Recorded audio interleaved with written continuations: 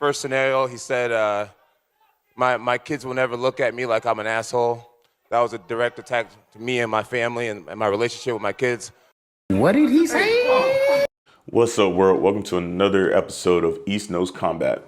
We're talking MMA, so it must be a Conor McGregor or a Jon Jones fight, right?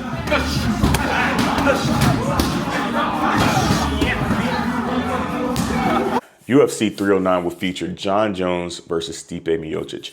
This is a great fight. It'll happen on Saturday, Madison Square Garden, so in the Mecca. Just going to be a super exciting bout. Let's just get right into what this is. This is a legacy fight. It's a legacy fight. Let's start with Stipe, right? Because I think it's not being said enough. And some of it is the fact that because of Stipe, who he is, right? He is a blue collar guy. He always says like he wants to be remembered as a blue collar guy. He's a firefighter. So he is like the definition of, even though he reps Croatia hard, he is the definition of a blue collared American out of the Midwest for sure. And what do we get with that? We get a humble man. We get a man that just like, he goes out and he wants to fight and he just works so hard and he works hard. And he's also not like that's, you don't look, don't get me wrong. The man's 6'4", he's a big body. So of course he has some metrics with him, but at the same time, people have always kind of made him an underdog. And this fight's no different. And so he comes in as the underdog, that true American story, because when it comes to Stipe, he has given us clarity at the heavyweight division. The UFC heavyweight division has been so up and down, so many fighters, so many belt changes, because what do we get, right? It's the big boys. One shot, those little gloves, you're asleep. And we've seen that so many times where it's like, okay, who's going to put someone to sleep the quickest today? First round. I mean, so many of these fights end in the first round. And they're not lucky shots. They're always planned or calculated. But it is the case that, these shots put you out. And, the belt has changed so many times. But when it comes to Stipe, we got some clarity. He beat Junior Dos Santos. Who else did he beat? He's beaten Daniel Cormier twice. You can go down the list. He's got a win against Francis Ngannou, Alistair Overeem, Fabricio Verdum, Andre Arlovsky, Mark Hunt. So he has the resume. He has an impressive resume. He's beaten some great fighters, some big guys, and he's also done a lot of his damage in dominant fashion. Nice boxing, solid based wrestling, and I think when it comes to these guys, the one we can really talk about is the Daniel Cormier fight. When you consider Daniel Cormier, and he's going to be our measuring stick, right, for this fight. But when you talk about Daniel Cormier, we have a guy that was, regardless of how he looked, regardless of his size, between two big boy weight classes, he came in and he dominated. He was able to pick guys up, hold them down. Listen, I'm a kickboxer, striker at heart. I have a bias for striking. That's just a given. I say that to say Daniel Cormier is probably not one of my favorite fighters to watch. He was not one of my favorite fighters during his time. However, I will up Daniel Cormier's resume and legacy to the end, because the guy accomplished a lot over multiple, two weight classes, two-time champ, two weight division champs, but also against different promotions, right? Solidified promotions. Believe he was an Olympian, right? So he's just done everything you can think of when it comes to being a wrestler, and his wrestling is so good that you have to enjoy it to an extent and watch it. And even if you're not a wrestling fan. So when we talk about Daniel Cormier versus Stipe, Daniel Cormier, and we'll talk a little bit about styles as maybe he's a good measuring stick for this fight, since both guys have such a big history with him. But in general, Daniel Cormier has done so much in that sport that if it wasn't for Jon and Stipe, he could probably be considered GOAT, really, if you digest his resume, he's definitely one of those guys. For me, he's a top 5 guy. And in saying that, it just shows what Stipe was able to do with six title defenses, and really giving us some clarity. Could he have beat Brock Lesnar? Could he have beat Fedor? Or could he beat a Cain Velasquez? So those are like maybe 3 names where it's like, okay, they're missing from his resume. But from the most part, everyone else, he done his thing. By numbers, he's the UFC's heavyweight GOAT, right? So then you get into Jon Jones. Jon Jones has done what? He pretty much dominated a weight class, and he did it over 3 generations. He first had to beat, Leo Machida. He had to beat a Rampage Jackson. He got the belt at a young age in his, early 20s against a Shogun Ruud. So these guys are the old pride guys, right? And he did it in dominant fashion. Not much to say there. Then he got his generation. And his generation, right? So Jon was like the prototype. When you look at what Jon was before, he was a mixed martial artist. He was a tall, athletic guy, long arms, long legs, able to, hit reverse elbows, able to, do standing guillotines, able to out wrestle seasoned, bona fide or solidified wrestlers. And so he was that mixed martial artist, what we consider that mixed martial artist, right? And I think that's why him and GSP and Mighty Mouse, they were so dope, because during their time, they were the ones that really were like mixed martial artists. Like, I can beat you anywhere. And so then we get into more of his generation, where he ended up fighting guys like Chael Sonnen. Who else did he fight during his time? Rashad, and another like true mixed martial artist. And so you see, like, he beats champions. He also beat old school guys like Belfort, right? So he beat 2, overlapping type of generations in dominant fashion. When you talk about like a guy like Glover Teixeira, for example, that's one of my favorite fights probably of Jon Jones, just because he went in and this was a fight where it was like, okay, best thing for you to do is either wrestle and get a quick, type of submission, or use your distance, stay long. And instead, what do you do? Glover, everyone knows Glover is a knockout guy in the pocket. He's great in the clinch. And what did Jon do? He got in, fought him close, elbow, and he made it look cool. He made it look fun. It was dirty boxing. It was dirty Muay Thai. And he just dominated that fight. And that was Jon, right? He would go in. He's the guy that's going to out wrestle Daniel Cormier. Even though he has the distance, even though he said that he knows that Daniel Cormier drops his hands after a couple body kicks, which, the guy's just been, and that's what we can say. He's just been a master. So before we talk about that fight, let's just stick on this generation thing.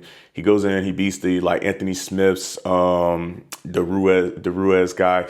And these guys are like, more like his type of like students, right? They're taller fighters.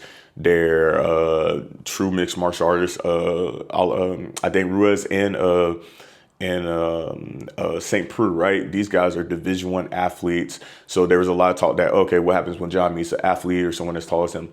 Okay, so, these guys gave him a bit of a fight, but at the same time, like, he still took care of business. And so we see him beat 3 generations of fighters. And then, of course, we can't talk about, Jon's legacy without talking about Alexander Gustafsson, the Mauler, right? Great fighter, Swedish GOAT.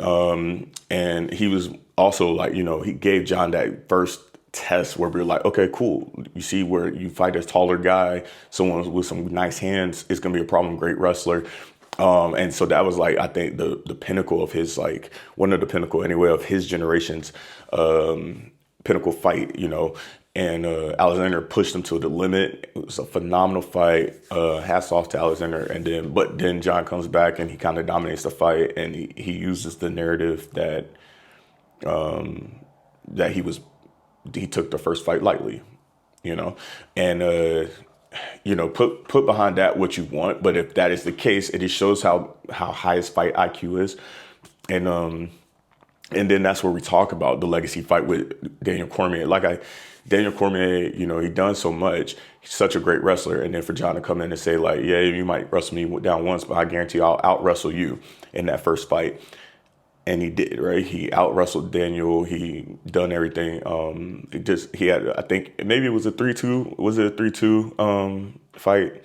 Maybe a 4-1. But regardless of what it was, he won the fight outright. There's no debate about that. Then he comes in Again, the next fight, he's already proven that he can out wrestle Daniel if he wants to. And he says like, okay, now this is how good of a fighter I am. I am 6'4", you're 5'10", 5'11". I'm going to outstrike you. And he clinched with Daniel. There were some good exchanges there, but he tells Daniel, I know what you do. You drop your hands when you get the body kick, sets up, boom. Then when you hear Daniel describe how smart Jon was to close that fight after that head kick, when he talks about, okay, he tripped me. I'm thinking I'm gonna do this, but then he trips me. I turn in a circle. He's on me. Fight's over. You know, hear it from the horse's mouth, right? That's what I just don't get. Even in that finishing sequence, Fred, I watched it recently, and he kicks me. So I'm like doing the whole thing, right? Because if you get hit here, it kind of like messes with your whole equilibrium. And I'm like kind of like trying to get away from him. And opposed to him just running at me like this, he kicks my leg and spins me. Spins me, now I'm already kind of buzzed. I'm like doing this, the world's spinning, I fall down. He's got all these great instincts for fighting. When a great fighter, when one of the GOATs is saying how smart this guy is, his fight IQ is phenomenal. So we say all that to say what? Jon is GOAT, right? You can argue for a guy like George St. Pierre, Anderson Silva for being a pioneer, or even a Mighty Mouse, whoever you want. But outside of picograms and things like this and things outside of the ring, when it comes to fight IQ and physical execution, Jon has solidified a resume that's highly unmatched, right? What do you say, 17 title defenses or something crazy like that. So yeah, the guy is, I mean, even saying that is crazy, right? If he didn't lose his belt because of the outside ring, which is part of being a champion, right? But doing stuff outside, taking care of business outside, so when you get inside, it doesn't matter. But if he doesn't get in trouble in some of these fights and gets stripped or whatever the case would be, how many more title defenses does he have? How many more people would he have beaten? So it's a, question we don't know, but when it comes to Jon, there is like a lot of clarity that we've gotten just in what he can do.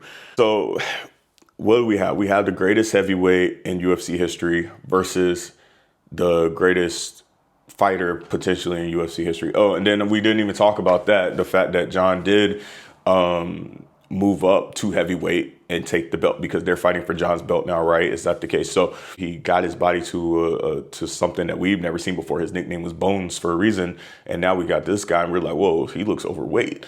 And he was able to move very well with that weight, and then he fought a kickboxer who was world champion at the time in Cyril Gane, and what does he do? He beats him so quick that no one cares to even talk about the fight. The only thing we talk about is how dominant he was. So yeah, so we talk about GOAT, greatest fighter of all time, across pound for pound, right? He's done that. When we talk about that and we talk about this legacy fight, it's just a great fight for both of these guys because for Stipe, I don't know if it gets Stipe in the conversation of GOAT, to be honest, just based on narratives and rhetoric, but he's definitely like, he's at least in the conversation. He does something, like you can say you beat the GOAT at a pretty good point at the GOAT's career. Like what else can they say, right? And Stipe is big on just being that underdog and overcoming these mountains, and he's done that so many times. So it's really dope to see for him.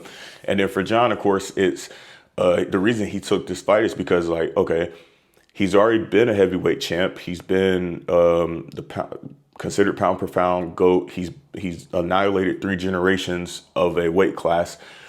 So what does it mean for him to beat, what's considered the UFC's heavyweight GOAT? I mean, what else can they say, except for going back to picogram? We can always go back to picogram if we want to hate on Jon. Okay, so let's talk about the tail of the tape. When it comes to Stipe is listed at 6'4". He walks, or I'm not sure if what weight he walks around. I assume that he could probably, obviously, gain a little weight if he wanted to, but I believe that he fights at like 235, 230, which is a good solid weight for a heavyweight, especially one that's mobile like him, which is what we need to keep in mind. He's a mobile fighter. He's a boxer. He moves quick, and he has great cardio. So this is a very, even though Gane was a big fight for Jon, he was a bigger body, true heavyweight size and then very mobile. This is a true mixed martial artist when it comes to Stipe, being a great boxer, being a great wrestler. But the thing, he does have a 80 inch reach. He only has an 80-inch reach. So compared to Jon, a couple of things. Well, we can talk about the height match. Okay, no problem. Then we talk about the reach. Okay, so is Jon going to keep his distance, or is he going to use his arms to get into there and clinch with Stipe so that he can, like, you know, stop those uppercuts and things like that? Does he want to wrestle with him? And we'll get into a little bit of style here in a bit. A little bit of you know, talk about the boxing and the striking versus the wrestling, et cetera. But just like, you know, will he nullify a little bit of that boxing with his reach, or how is Jon looking to play that? And then also we talk about the weight for Jon, and because we know that Jon had to actively put that weight on. If you know those skinny guys, right? Back in the day when you were growing up, or even when you got to college, these guys, they can eat whatever they want and they're small, right? They didn't call them bones for no reason. And so that means that even at an older age, if you're that active, if you've been eating, you know, this much, like having a strict diet your entire career like Jon has, that means that he's still got time to not have that old man weight, right? So a lot of that's going to go. A lot of that's going to go if he's not actively trying to work it, which is why he trained so long the first time for the heavyweight fight. And so it's going to be interesting because I have seen some of the videos and the pictures and things I've seen of him recently. He's not big like he was when he fought Gon. And then he also himself talked about the fact that he had to like eat a lot to kind of get that weight, keep that weight up so that he doesn't get too low.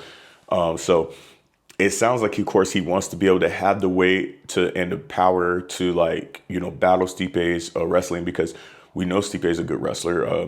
You know, we saw that against Daniel Cormier. So it's going to be very interesting. It's going to be very interesting to see how big Jon is when he gets to this fight, when he gets to the weigh-in, and then what he looks like on Saturday in the cage versus Stipe. I would like to see them, at the time of this video, I haven't seen a face-off between them yet. So I look forward to seeing a face-off, just to get a picture of like how, you know, what their size looks against each other.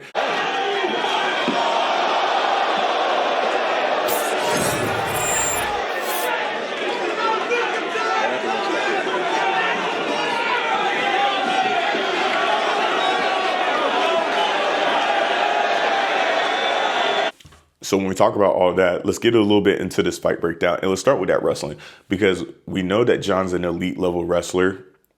Ask Daniel Cormier. But one sign of a great wrestler, I would say, is when you and another great grappler, period, is when two great grapplers get into slugfest, right? They know that they don't feel like doing this with the other guy. Like, it's like, okay, they break away from their bread and butter a little bit.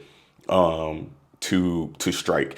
And I don't know if Daniel just wanted to strike with Stipe because he was testing himself, or if he just had fun with it, or whatever the case may be. You saw Stipe and Daniel trading a lot of blows. The fact that Daniel wasn't just like only wrestling with Stipe shows how good of a wrestler Stipe probably is, right? We know that he's a good wrestler because he's protected himself against some of the greatest grapplers. But, you know, that just puts it in perspective. And so what does that mean for Jon Jones, who also uses his, you know, grappling? He uses a lot of the clinch and then a lot of Greco-Roman style wrestling. What does that mean for him fighting such a low-key good wrestler? Because when we talk about Stipe, right, we talk about his striking. We talk about his boxing. Jon himself talked about his right hand. So it would be very interesting to see what type of game plan he uses.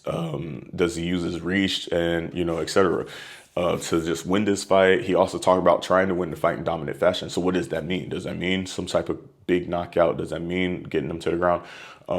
So that would be a very interesting aspect. But to be honest, I don't know who has a wrestling advantage. I mean, in general, it's always easy to say Jon. Jon's always the easy answer. But I would say that in this fight, the answer is not that easy. I don't think the answer is that easy because, you know, Stipe is blue collar firefighter, Midwestern workhorse.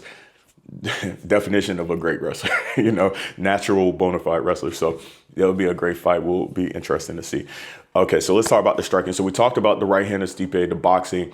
When it comes to Jon, the guy, he has the kick advantage, right? When it comes to kicks and stuff like that, Jon has the longer legs. He has a more diverse range of kickboxing, spinning back kicks, jumping back kicks, heel hooks, axe kick, leg kick. So I think actually, now that I'm talking about this now, maybe that's something to watch out for in this fight. I think that when we talk about Jon, definitely look for him to use a lot of his kicks, maybe lead leg teeps, lead leg front kicks, to keep Stipe at bay. When you talk about wrestling, is Stipe gonna grab that or adjust to that? I don't know.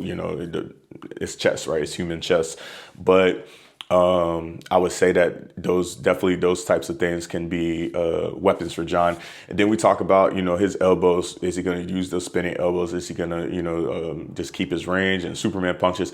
Jon has a bag. He has a kickboxing, Muay Thai, MMA striker's bag. Just like you don't know what he's going to do. It's very diverse. Stipe did say that he believes that he has picked up on tendencies, and everyone probably has done game plan and studied Jon and talks about his tendencies, and everyone has a tendency. For example, one that I've always noticed was when Jon goes to his southpaw stance, he is looking to throw left body kicks, something similar to what he used against Daniel Cormier when he went to the body and then went to the face. It would be this side, obviously. But anyway, something like that. Maybe Stipe has a game plan for okay, if he goes southpaw, I know the kicks are coming. He's keeping his range. But it is the case. We're talking about range. How does Stipe get inside? And again, he has done it before. He's done it before. When he tried to strike with, for instance, Ngannou, it didn't end that great, right? So he was able to watch out for the boxing, use his wrestling, and win that fight. So it is the case. How is he going to deal with the range of Jon? A lot of this is going to depend on how big Jon is when he gets into that ring. Because if he's smaller and Stipe can take a couple hits, get inside, and then do his thing, I think both wrestling and dominating with the clinch, maybe he has a good shot. If you want to watch a fight that's maybe the most close thing to what we might get in this fight, I would say check out Jon versus Glover, because even though they box differently a little bit, because Stipe is better with overhands and a little bit with his straight, it is the case that those are more comparable fights. You got a big guy that knows how to dirty box, but then focuses a lot on boxing, but he's also great with grappling, right, and can protect himself. But on the flip side, yeah, we've seen Jon fight him. We see him fight like a St. Preux. We've seen him fight. After that, I don't know. What I'm getting at is we never saw Jon fight Rumble, right? Cyril Gane is probably, don't get me wrong, he's not weak, but the way he throws his strikes are point fighting strikes. He's not throwing how many fights did we see a flash knockout from Cyril Gane? He worked, and that for me says, okay, you're not Stipe, you're not Ngannou, you're not a Black Beast, these guys that are just once they touch you, you're asleep. We've never seen Jon get hit with a flash knockout. We've seen him get hit and he was okay, but these guys haven't been the knockout artists. If I have to say someone that's missing from Jon's resume, it is the Rumble Johnsons, rest in peace. That flash knockout power. How does he handle that? We saw, Rumble crack Daniel Cormier with shots that that put other guys to sleep, and Daniel flew across the ring, and then Daniel was like, okay, forget that, and then wrestled him down and dominated that fight in that fashion. What happens when Jon gets hit that hard? We have never seen him get hit, in my opinion, by one of these flash knockout artists like that, or even fight that type of flash knockout artist. And Stipe has the true heavyweight power where it's okay, anyone hits you on a given night, you're out. So this will be a very interesting aspect of the fight. What happens to Jon when he gets hit by Stipe's right hand? If he gets hit by Stipe's right hand, will he be able to endure that? Or how can he recover? or will he just totally take it away? So I say that Stipe does have a puncher's chance, right? So with Jon, you never know. Is he going to come to the fight with the idea of outpointing somebody? Is he going to only wrestle? Does he want to strike with him, box with him to prove that he can? We don't know actually what Jon is going to come to the fight with, what tools he's going to want to pull out the box for this fight, or maybe he wants to pull out everything because maybe it could be one of his last fights. We don't know. So it's going to be an interesting fight. It's going to be a special fight. Let's talk about, lastly, before we make a fight prediction, let's talk about mentality. So when it comes to the mentality, the mental warfare, Stipe used to be a little bit more sensitive, his own words. Now he answers questions. He's just like very like straight to the point. He's very much so like a down to earth, humble man. So he answers questions straight up, and there's not a lot of back and forth. You know, he talks a little bit of trash, but his trash talk is, you know, old school, like, yeah, let's fight, you know. So, you know, with Stipe, I don't think that you can really get into his head pre-fight in that way. Jon probably could. Maybe he could, but he hasn't taken that path. Earlier this week, you made it pretty clear you were upset with Stipe Miocic calling you a bitch on the Countdown episode. Why exactly were you so upset by that? Try to be very respectful to him. And there's been two scenarios now. The first scenario, he said, my kids will never look at me like I'm an asshole. That was a direct attack to me and my family and my relationship with my kids. What did he say? Second attack was him calling me a bitch. So the respect is a little bit out the window, and we'll see that on Saturday.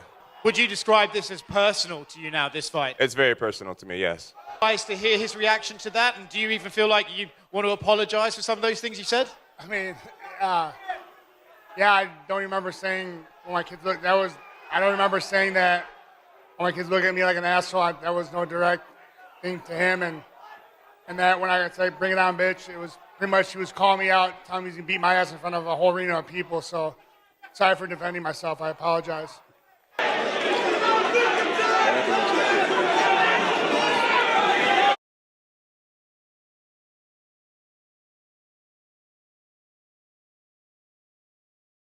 So this is like the only thing that we've had from them that's a bit of like real trash talk, and it's such a like typical, you know, like stereotypical fight weeks trash talk. So I don't know, I don't get much from that, to be honest, outside of like guys trying to hype themselves up a little bit and just do their thing. But I think both of these guys have been doing this for so long that they're coming in to handle business.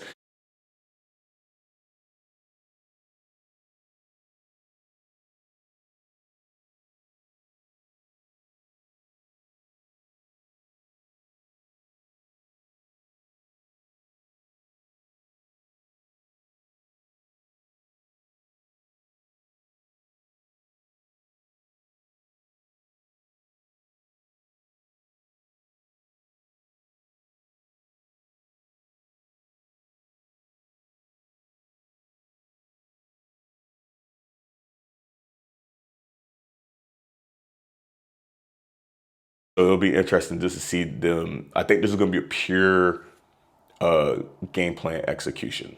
That's what I'm getting at. What is the game plan? What's the execution? And how are they going to do it?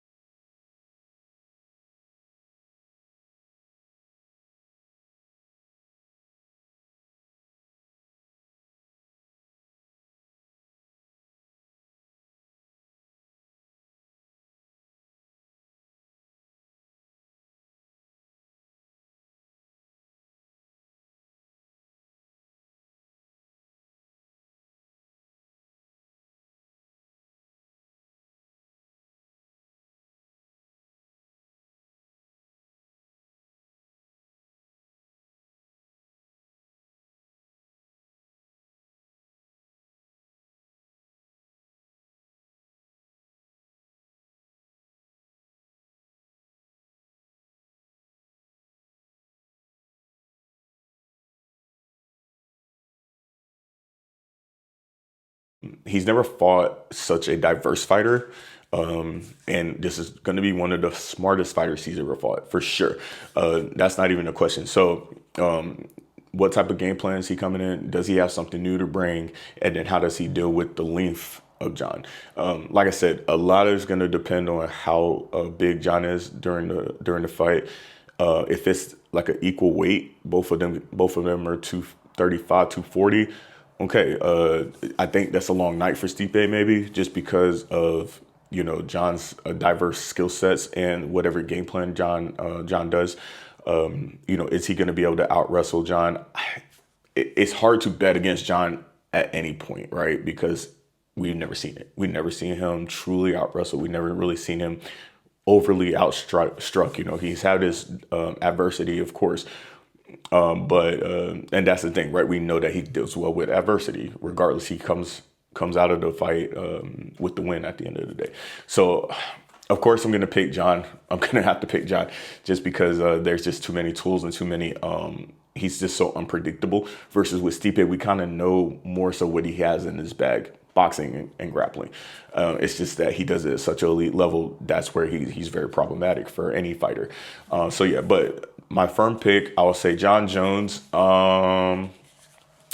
It's easy to pick a winner, right? But what round and what fashion?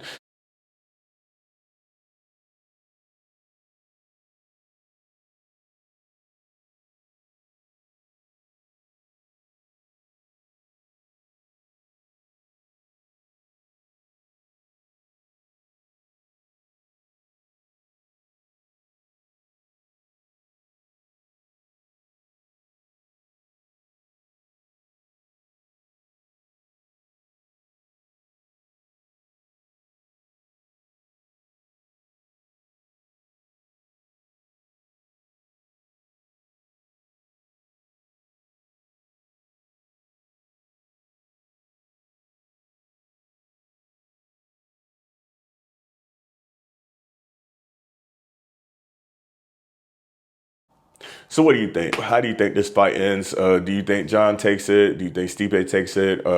Whose legacy is more in line, in your opinion? Do either of these fighters lose anything from losing this fight? Do they have anything else to gain after these fights? Love to hear from you. Let's comment. Let's talk. Dialogue in the comment section. As usual, like, share, subscribe. And this is East Nose Combat. See you next time.